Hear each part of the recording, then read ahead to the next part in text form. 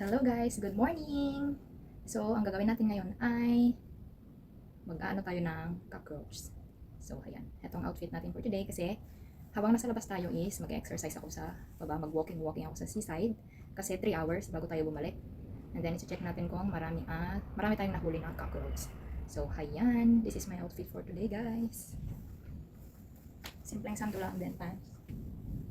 Ito sa shoes natin. Mauulan siya guys, so magdadala ako ng jacket. Yan. So, samahan niyo ako guys.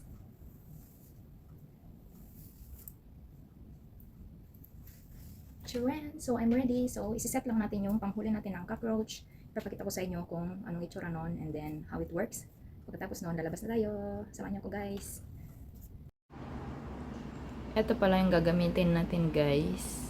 4 na ganito. Isa sa kusina, isa sa salas, 2 sa kwarto. So ayan, ito yung pampatay natin ng insekto, yung cockroach dito. Ayan. So, ito siya guys, no? Bubuksan lang natin to. Ito, nabuksan ko na yung 3. How it works, lalagyan lang natin ng tubig hanggang doon bago natin ilalagay itong kulay red na to. So, tatanggalin muna natin to. Then, lalagyan natin ng tubig hanggang sa level na yan. Tapos, pagkalagay natin yan, tapos tatakpan natin. Within a minute, lalabas na yung usok niya dyan. So, kailangan nating lumabas pagkatapos nating lagyan ng tubig.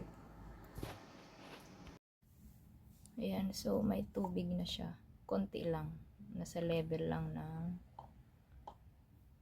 Tapos, ilalagay na natin to. Ayan, nag-start na siya. So then,